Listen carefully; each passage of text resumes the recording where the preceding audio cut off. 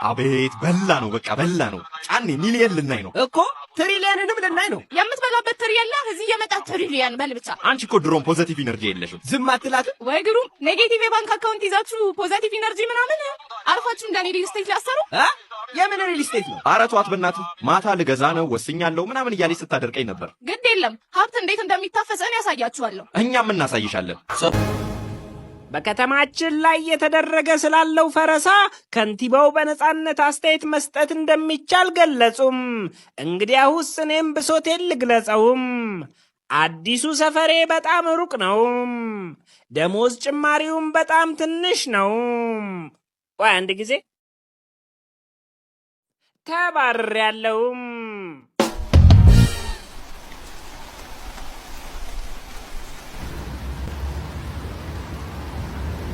አይ የምጽአት ዘመን ስንት ቀን ነው የምንጓዘው? አያልቅም እንዴ? ዩቲዩብ እንኳን እንዳንሰማ ኔትወርክ የለም። እስቲ ዝም በል እባክህ፣ በሰላም እንሂድበት። አለምዬ ቀስ እያልሽ ልጆች ኑ አይዟችሁ ደርሰናል። እስከዛ ይሄን ፊን የሚሉትን ውሃዎች እያያችሁ ተዝናኑ። ምነው ግን ተልባ ፊን የሚሉ ነገሮች በዙባት እንደዚህ? ሰላም ፈላጊው እስቲ ምን ለማለት ፈልገህ ነው? ኧረ እኔ ምንም አልፈልግም እንዴ በየቦታው ይሄ ሁሉ ሰዓት ግን ምንድነው? እየፈረስንም እየተቃጠልንም ብልግና ነው። እውነት ብልግና ነው። እንደው እላችኋለሁ ይኸው 30 ዓመት ስጡት እንደው ሲያድግ ታዩታላችሁ። ኢህአዴግ ኧረ እኔ እንደዛ አላልኩም። ብቻ ማለት ነው ብልግና እስከተባለ ጌ ነው። እሱንማ እንታገላለን። እንደዚህ አይነት አስተሳሰብ ያለበትን ቦታ አናይምም አንጠቀም። ኧረ እባክህ እና የእንግሊዝ ፕሪሚየር ሊግም ላታይ ነው። ለምን? ያው እነሱን ለመደገፍ ኳስ ጨዋታ ላይ ባንዲራቸውን ያውለበልጉ የለ እንዴ? ዝም በለው እባክህ። ዲያብሎስ ራሱ ጋምባሌ አርጎ ቢመጣ እሱ ኳስ ማየት እንደሆነ አቆ ፈጣሪ የምን ተኩስ ነው? ደርሰናል፣ በቃ ደርሰናል። እንዴ እንዴት አወቅ? ሌላ ከተማ ቢሆንስ? ቆይ አታይም እንዴ? የኛ ሰው እኮ ቀድመው ገብቶ ልብስ ቀይረዋል እኮ። አንተ እስኪን ጠይቀው። ጠመንጃታል በቃ ሰላም ስል። አሎ የኛ ሰው መሀል ከተማ ደርሰናል አይደል? ሰላም የፍቅር አምላክ ይመስገን። አዎ ደርሳችኋል። ኮሪደሩን ይዛችሁ ቀጥ ብላችሁ መሄድ ነው። እሺ የኛ ሰው እናመሰግናለን። ና እንሂድ።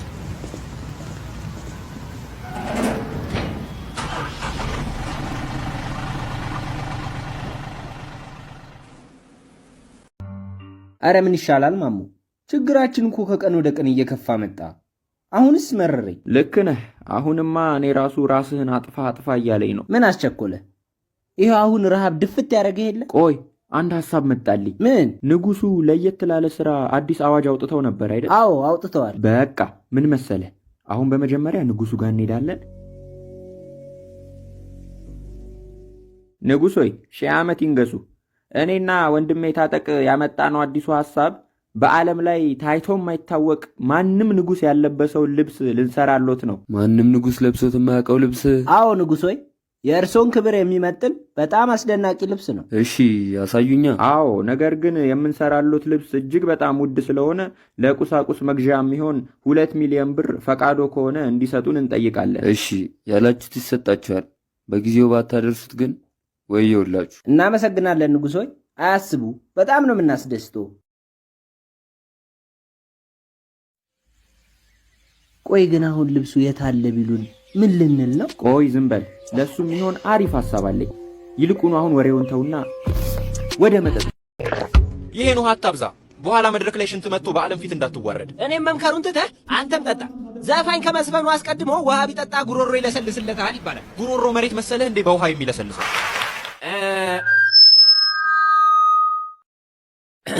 የትዝታዬ ናት ድድድድድ።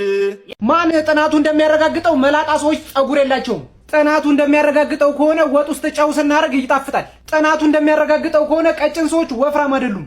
ጥናቱ እንደሚያረጋግጠው ከሆነ ክረምት ሲገባ ዝናብ ይዘንባል። አይ ኮጆ በቃ ከማታፈቅራትና ከማትፈልጋት ሴት ጋር ልትጋባ ወሰንክ ማለት ነው። በጣም ይገርማል። አቤ ደግሞ እኔ ከልጅቷ ጋር መጋባት እንደማልፈልግ እያወቅ እንዴት እንደዚህ ትናገረኛለህ? በቃ እኔ ከልጅቷ ጋር ለመለያየት ምን ማድረግ እንዳለብኝ ግራ ገብቶኛል።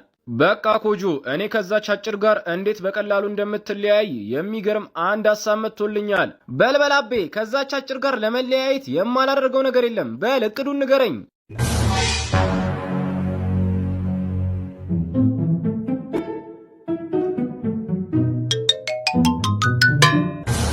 ሄይ አንቺ ተነሺ! አረ መንፈሷ ሚስቴ መጣች! ቶሎ በይ ሳትገለን በፊት ቶሎ ተነሺና አምልጪ! አረ በፈጠረ ልተኛበት! ይኸውልሽ አሁኑኑ ቤቱን ለቀሽ ብትወጪ ይሻልሻል። ምክንያቱም ያቺ ከ2 ዓመት በፊት መጀመሪያ ግብቻት የነበረችው ሚስቴ ከሞተች በኋላ እኔ ሌሊት ከሌሎች ሴቶች ጋር ባደርኩ ቁጥር በመንፈስ እየመጣች ከኔ ጋር ያደሩትን ሴቶች በሙሉ ትገላቸዋለች። ስለዚህ ቶሎ ብለሽ ተነሽና አምልጪ። አዎ ከአንቺ በፊት መንፈሷ ሚስቴ 7 ፍቅረኞቼን ከኔ ጋር ለመጋባት ስላሰቡና አልጋ ላይ ከኔ ጋር በማደራችሁ የተነሳ ገላብኛለች። በይ ምን ትጠብቂያለሽ? አሁኑኑ ወደ ቤትሽ ሄደሽ ዳግመኛ ከኔ በመራቅ ሕይወትሽን አትርፊ። ካለበለዚያ ግን መንፈሷ ሚስቴ ለምታደርስብሽ ማንኛውም ችግር እኔ ኃላፊነቱን አልወስድም። ኮጆ ማሬ፣ የኔም የድሮ ባል ከሞተ በኋላ በመንፈስ ከኔ ጋር አለ እና እኔን ለማጥቃት የሚመጡ መንፈሶችን አሁኑኑ ከጠራሁት እዚሁ ያስወግድልኛል።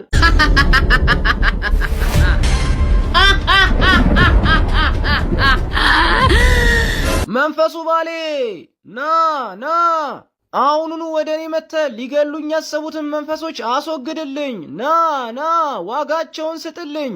አንተ ኮጆ፣ እኔ በጣም እየፈራው ነው። ኧረ የሆነ ነገር በላት። ቆይ ምን እያለች ነው እንዴ? ምንድን ነው? ትንሽ ብቻ ጠብቅ። መንፈሱ ባሌ ከመጣ በኋላ ያቺን መንፈስ ወደ ሲኦል ይልካታል። ኧረ ተረጋጊ እባክሽ ተረጋጊ። በቃ እኔ መንፈስ አይደለሁም። ይኸው ተመልከች፣ እኔ የኮጆ ጓደኛ አቤ ነኝ። አይ አንተ አቤ ሳትሆን መንፈስ ነህ። በል የባሌ መንፈስ ከኔ ጋር ስላለ እዚሁ ጨርሰዋለሁ። አረ በፈጠረሽ ተረጋጊ።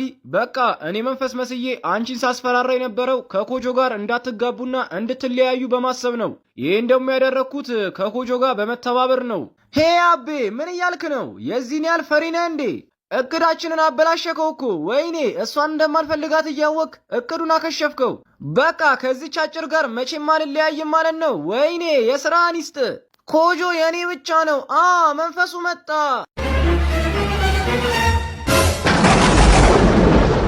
ጫኔ ያስለቀሰ መጽሐፍ ንገረኝ እስቲ። ሚስት የሚለውን መጽሐፍ ብታነበው በየቀኑ ነበር የምታለቅሰው። እሺ ናሆም፣ ጥሩ መጥፎም ዜና አለኝ። እሺ ንገረኝ እንጂ ልነግርህ አንዴ ምን ያንሰፈስፋል እኮ ንገረኛ። እንደውም በጣም ሰፍ ብላል። ትንሽ ካላስቀበጥክልኝ ምንም ነገር አልነግርህም። እንደው እሺ የኔ የፈውስ አባት አንተ እኮ አይደለም ማከመ ገና ስነካቸው ነው የሚፈወሱት። ቀጥል እየሰማሁ ነው። አንድ ሰው እኮ እቤቱ ታሞ ተኝቶ ገና አንተ ጋር እንደሚመጣ ሲነገረው እኮ ነው የሚፈወሰው። አሽቃበትክ፣ በጣም አሽቃበትክ። ይልቁንስ ውጤትህን ልንገርህና ከቢሮዬ ትወጣልኛለህ። ከጥሩ ዜናው ስጀምርልህ የዲኤንኤ ውጤት ደርሶኛል። እናም የአላሙዲ ልጅ መሆን ተረጋግጧል። የምርህን ነው ዶክተር? ትልቅ ገንዳ አሰራና ማለት ነው። በዚህ ጋር 10 ቺኮች፣ በዚህ ጋር 10 ቺኮች እንደዚህ አቀፊ። ወይኔ ዶክተር፣ ግን መጥፎ ዜናው ምንድን ነው? አባትህ ሲሞት ሙሉ ሀብቱ ለእርዳታ ድርጅቶች እንዲሰጥ ተፈራርሟል። ይሄም ማለት ቅንጥብጣቢ ሳንቲም አታገኛት። ይሄማ ሆነ እንዴ? እሺ የኔስ? ሰላም ጌታዬ፣ ቤት ለመረከብ ነበር። ሰላም? የምን ቤት ነው? ያ የተሰደድንበትን ነዋ። ማን ነው ወደዚህ የሰደዳችሁ? ከንቲባው ናቸዋ። ገደላችሁኝ፣ እውነት ገደላችሁኝ። ለምን ሲትኮም ነገር አትጀምሩም? ሲያስቅ። አልገባንም ጌታዬ። ከንቲባው ለንደን ከነ ቤተሰቡ ገብቶ ማስተማር ጀምረዋል። እባክህ። እና ቤታችንስ? እሱን ለንደን ሄደ ጠይቀዋ እንዴ። እና ቤታችንን አፍርሰው እልም አሉ።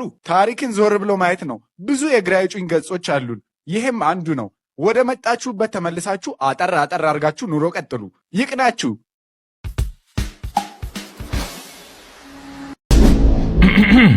ለመሆኑ ልጁ ምን አለው?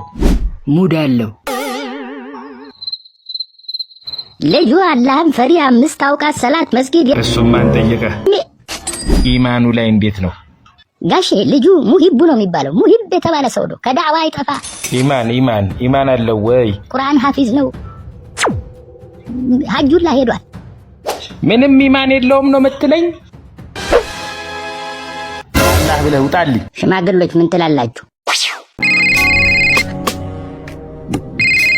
እንዴ ምንድነው? አንቺ ከኔ ሌላ ፍቅረኛ አለሽ እንዴ? ነገሩ ምንም እየገባኝ አይደለም። ቆይ ከኔ ስልክ ቁጥር ውጪ የኔ ፍቅር ብለሽ የሌላ ሰው ስልክ ሴቭ አድርገሽ ባልሆነ። ወይኔ ኮጆ፣ አሁን እኮ ወደ አንቺ ስልክ የሚደውለው ሰው ቁጥር የኔ ፍቅር የሚል ነው። ደግሞ በእኔ ስልክ ሌላ ሰው ደውሎ እንዳይሆን ስልኬን ቻርጅ ሰክቼዋለሁ። በቃ አንቺ የማትረቢ ተጫወትሽብኝ። እንዴት እኔ ላይ ትማግጫለሽ? ወይኔ ከተገናኘን ጀምሮ እኮ መቼ ነው ማታ ላይ እኔና አንቺ አልጋ ላይ የምንደሰተው ብዬ ብዙ ጊዜ ስጠይቅሽ፣ አንቺ ግን እስከ ዛሬ ድረስ ስከለኪኝ ነበር። ለካ እምቢ ስትይ የነበረው ሌላ ፍቅረኛ ስለነበረሽ ነው። ቆይ ያኛው ፍቅረኛሽ ማን ነው?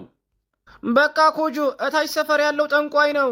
ምን? ቆይ እንዴት እኔም በዛ የማይረባ ጠንቋይ ትቀይርኛለሽ? በቃ አለቀልኝ። ቆይ ያሌባ ጠንቋይ ፍቅረኛሽ ከኔ ጋር ያለሽን ነገር ያውቃል እንዴ? ለነገሩ ታዩ እስከ ዛሬ ድረስ ማታ ማታ ካንቺ ጋር አልጋ ላይ ለመደሰት ያን ሁሉ ብሬ ለአንቺ ከስክሼ ሳሰጭኝ እንደቀረሽ ቢያውቅ ለሱ ምንም አይደለም። አንቺ ግን ቆይ እንደኔ ጠንቋዩ ፍቅረኛሽን ከልክለሽዋል ወይስ እኔ ሳልኖር አልጋ ላይ ከሱ ጋር ትደሰቺ ነበር? ይኸውልሽ ምንም ውሸት አልፈልግም፣ እውነቱን ንገሪኝ። አይ ኮጆ እስካሁን ድረስ ድንግል ነኝ። በቃ ግን ጠንቋዩ ፍቅረኛዬ አሁን ድረስ እየደወለ ስለሆነ ስልኩን ስጠኝ ላናግረው። ሄሎ የኔ ፍቅር። ሄሎ የኔ ማር። እንዴ ለምንድን ነው እስካሁን ስደውል ያላነሳሽው? ለማንኛውም ማሬ ወደ ቤት እየመጣው ስለሆነ እንደተለመደው ተዘጋጂ። ወይኔ አንቺን የመሰለ ቆንጆ በማንም ልበላ። ኮጆ ጠንቋዩ ፍቅረኛዬ እዚህ ካገኘህ በጥርጣሬ ሊገል ይችላል። ስለዚህ አሁኑኑ ከዚህ ውጣና ቤተ ግባ። ከዛ ግን እመነኝ ልክ ተመልሶ እንደወጣ ከማንም ጋር ተደስቼ የማላውቀውን ዛሬ ከአንተ ጋር አልጋ ላይ እደሰታለሁ። ኦ ፍቅሬ መጣህልኝ እንዴ? ፍቅሬ ቅድም ምን ሆነሽ ነው ስልክ ያላነሳሽው? በጣም ጨንቆኝ ነበር። በቃ ያ የማይረባ ጠንቋይ አላየኝም። አሁን ከዛ ቤት ይውጣ እንጂ ከዛች ቆንጆ ጋር አልጋ ላይ ጠሜን አረካለሁ። አዎ እሷ የኔ ነው መሆን ያለባት። አቤት እንዴት እኮ እንደምታምር። በቃ ዛሬ ያን ጣፋጭ ገላ አጣጥመዋለሁ። እንዴ ምን እየተካሄደ ነው? ያ ጠንቋይ ቤት ውስጥ ከገባ 1 ሰዓት አለፈው እኮ። ቆይ ምን ሆነው ነው እንዴ? ለካ አሁን ከ10 ደቂቃ በፊት ሽንት ቤት ሄጄ ነበር። በቃ በዛ ሰዓት ያ ቆሻሻ ከቤት ወጥቶ መሆን አለበት። ይሄኔ አሁን ያቺ ቆንጆ አልጋ ላይ ሆና እየጠበቀች ሊሆን ስለሚችል ወደ ቤቷ ቶሎ ብዬ ገብቼ ላስደስታት።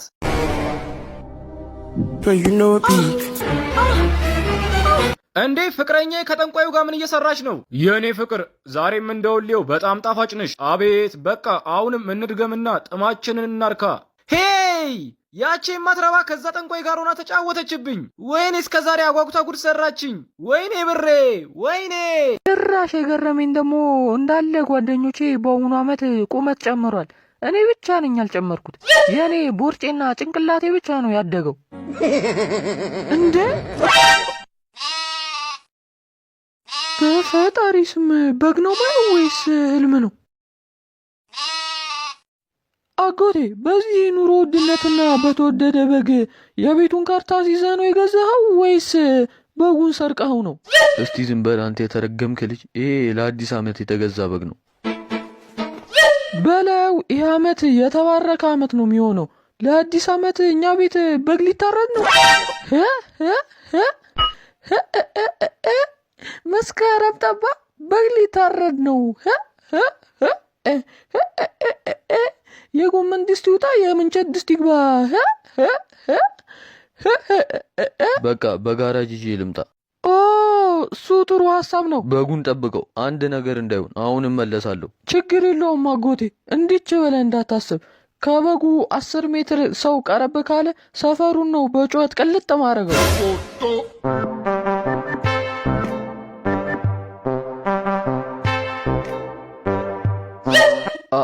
አቢሉ ምንድነው እየተፈጠረ ያለው? ውይ አጎቴ መጣህ እንዴ? በፈጣሪ ስም በጉ ምን ሆኖ ነው?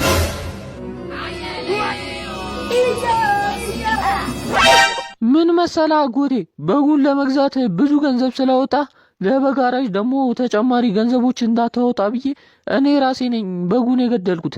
አንተ በጋራጅ ምንም ብር አይሰጠም። አሁን ወደ መጣህበት ቀጥ ብለህ ተመለስ። እንዴት ነው የገደልኩ አቢሉ? ምንም ደም እየታየኝ አይደለም። ብዙ አታስብ አጎቴ፣ ይሄ ብዙ የሚያሳስብ ነገር አይደለም። እኔ እኮ አቢሎ ነኝ። በጉ ሲሞት እንዳይሰቃይ ብዬ ምርጥ አገዳደል ነው የገደልኩት። ምን ማለት ፈልገህ ነው? ምንም ሊገባኝ አልቻለም። እስቲ በደንብ አስረዳኝ። ይኸውልህ አጎቴ መጀመሪያ በኮብልስቶን አናቱን ቅጥቅጥ አድርጌ ልገለው ሞከርኩ፣ አልሞትም አለ። ከዛ አንገቱን በገመድ አንቄ ልገለው ሞከርኩ፣ ግን አሁንም አልሞትም አለ። በጉ ጀግና ነው። ከዛ በምግብ መርዝ አድርጌ ሰጥቶት ይኸው ሞተ። አቢሉ እብድ ነህ እንዴ? እንዴት ለምግብነት የሚውል ነገር ትመርዛለህ? የተመረዘ ምግብ እኮ አይበላም። እንኳን የተመረዘ በግ በጉ ራሱ ለምን መርዝ አይሆንም? ብቻዬን እበለዋለሁ። አይፎን የሚበላው ማን ነው? እድለኛው ማን ነው? ፖሊሶች መጡ፣ እናምልጥ። ወይኔ ዛሬማ ፖሊሶቹ ባይመጡ ኖሮ በእርግጠኝነት ያን አይፎን አሸንፌ የግል ያደረገው ነበር። ደግሞ ስልኬንና ብሬን አስይዤ ጨዋታውን ሳልጫወት ፖሊሶቹ መምጣታቸው በጣም ያናዳል። በቃ ሽንት ቤት ልጠቀምና ከዛ ሰዎቹን ፈልጌ ጨዋታውን እቀጥላለሁ። እንዴ ለምንድን ነው የምዘጋው? ሽንት ቤት ልገባ ነበር እኮ። አይ አሁን ሽንት ቤቱ ስለፈነዳ ለጊዜው ዝግ ነው እና ደግሞ ሽታው በጣም መጥፎና ለበሽታ አጋላጭ ስለሆነ እንዳይሸትህ አፍንጫ ላይ ይሄን ላርግልህ። እሺ ግን የኔ ወንድም እዛ ጋር ቁማር ሲጫወቱ የነበሩ 3ቱን ሰዎች አይታቸዋል እንዴ? እነሱ ደግሞ ምን ያደርጉልሃል? ቆይ ለምን ፈልጋቸው ነው? ምን መሰለህ መጀመሪያ ላይ በዚህ በኩል ሳልፍ 3ቱ ሰዎች አይፎን ለማሸነፍ እየተጫወቱ አዩአቸው። ከዛም እኔ መጫወት ስለፈለኩ ወዲያውኑ ስልኬንና 30,000 ብሬን አስይዤ ልጫወት ስል ፖሊሶች መጥተው አባረሩን። ከዛ ግን አሁን 3ቱንም ላገኛቸው አልቻልኩም። ምን በጣም አዝናለሁ። ለሰፈሩ አዲስ ሳትሆን አትቀርም መሰለኝ። ያው ስልክህንና ብርህን ከዚህ በኋላ አታገኘውም፣ ምክንያቱም እነሱ ሌቦች እንጂ አጫዋቾች አይደሉም። በቃ እነሱ ስልካችሁንና ብራችሁን አስይዙ ብለው ከተቀበሉ በኋላ ወዲያውኑ አውቀው ፖሊስ መጣ እያሉ ያስያዝከውን በሙሉ ይዘው ይጠፋሉ። በቃ አይዞህ፣ አሁን ምንም ማድረግ አይቻልም። ለሌላ ጊዜ ተጠንቀቅ። ሄይ ወይኔ ስልኬ፣ ወይኔ ብሬ፣ ከስንት ጊዜ በኋላ ህይወቴን እንደ አዲስ በጥንቃቄና በብልሃት ልጀምር ብል ዛሬውኑ ያለኝን ይዝረፉኝ። ወይኔ ያሰብኩት በሙሉ ገደል ይግባ። ወይኔ እስካሁን ድረስ ቪዲዮን እያያችሁ ከሆነ በጣም ተመችቷችኋል ማለት ነው። ስለዚህ አሁኑኑ ቪዲዮን ላይክ ያድርጉ። እንደዚሁም ደግሞ ለቻናላችን አዲስ ከሆናችሁ ቻናላችንን ሰብስክራይብ ያድርጉ። አሁን ወደ ቀጣይ ቪዲዮ እናልፋለን። Kojo, you too, you too, they do get sense, you know, you're only from things. እንዴ ይህንን የመሰለ ገራሚ ውበትና ሰውነት ያላት ቆንጆ ሴት ካየው በጣም ቆየው። ስለዚህ ያቺን ቆንጆ በእጄ ላስገባት። ሰላም የኔ ቆንጆ፣ እዚህ የተቀመጥሽው ምን ሆነሽ ነው? ደግሞ ይህንን ከሩቅ የሚያበራ ውበት ይዘሽ እንዴት እዚህ ትገኛለሽ? ይሄ ቦታ እኮ ላንቺ አይገባሽም። ለማንኛውም እኔ አንቺን የመሰለ ቆንጆ አንድ ላቅቄና የምትፈልጊውን መኪናም ሆነ ቤት አሊያም ደግሞ ቆጥረሽ የማጨርሽውን ገንዘብ ላንቺ የመስጠት አቅሙ አለኝ። ታዲያ ምን ይመስልሻል? መቼስ እምቢ እንደማትይ ተስፋ አደርጋለሁ። ምክንያቱም ይሄ የማይረባ ቦታ እንደማይመጥንሽ እዚህ ያሉት ሁሉም ሰዎች ያውቃሉ። ደግሞ ረስቼው እኔ አንቺን አንድ ላቁ ከማኖር አልፎ አልጋ ላይ በጣም ጎበዝ ስለሆንኩ እመኝኝ ከምታስቢ በላይ በጣም አስደስትሻለሁ። አይ እኔ ቆንጆ ምን ታስቢያለሽ? በሀሳቤ ተስማማሽ አይደል? እንዴ ይሄ ሰውዬ ከእብዶች ጋር ምን ይሰራል? አረ ይሄ እብድ ሰው ሊሆን ስለሚችል እንደ አንዳንድ እብዶች ከግቢው ሊያመልጥ ይችላል። ስለዚህ አሁኑኑ መያዝ አለበት። ደግሞ ጭራሽ የእብዷን ምግብ ቆሻሻ ውስጥ ደፍቶባታል። ደግሞ ይሄ ምንድን ነው? እስቲ ልቅመሰው። ዋው እንዴ ምግቡ በጣም ነው የሚጣፍጠው። የኔ ቆንጆ ምግቡ በጣም አሪፍ ነው። ከዛም አልፎ ደግሞ ልክ እንዳንቺ ጣፋጭ ነው። አንተ ሰውዬ የእብዷን ምግብ በልተ ብቻ እንዳይሆን፣ ከበላ ግን አዝናለሁ። ምግቡ መድኃኒት ስላለው ልትታመም ትችላለህ። ዶክተር ምግቡን ቀምሼዋለሁ፣ አሁን ግን በጣም እያመመኝ ነው። ቆይ አንተ እብድ አይደለም እንዴ? አዎ እኔ ጤነኛ ሰው ነኝ፣ ግን አሁን የበላሁት ምግብ በጣም እያመመኝ ስለሆነ እባክህ አክመኝ። አይ ጤነኛ ብትሆን ኖሮ እዚህ የእብዶች ምግብ አትበላም ነበር። ነርስ የእብዶች መርፌ ቶሎ ብለሽ ይዘሽ መተሽ ውጊው። ሄይ እባክህ ዶክተር እኔ ጤነኛ ነኝ፣ ደግሞ መርፌ መወጋት አልፈልግም። እባክህ መርፌ ፈራለሁ። ወይኔ አለቀልኝ። አሁን ምንድን ነው የሚሻለኝ? ወይኔ ልቀቁኝ፣ ልሄድበት። እባካችሁ ልቀቁኝ፣ እኔ ጤነኛ ነኝ። ዶክተር እባካችሁ ተውኝ።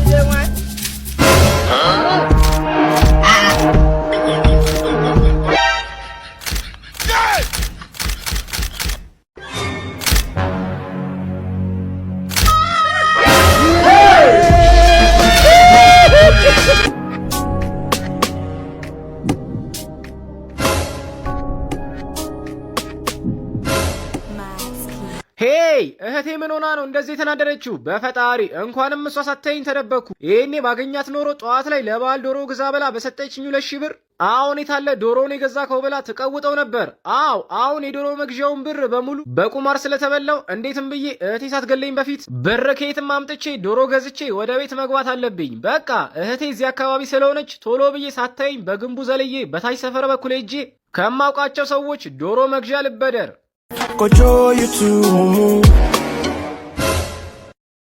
እንዴ ምንድነው? ወይኔ ልብሴ፣ ወይኔ ጭቃ በጭቃው እንኩኮ።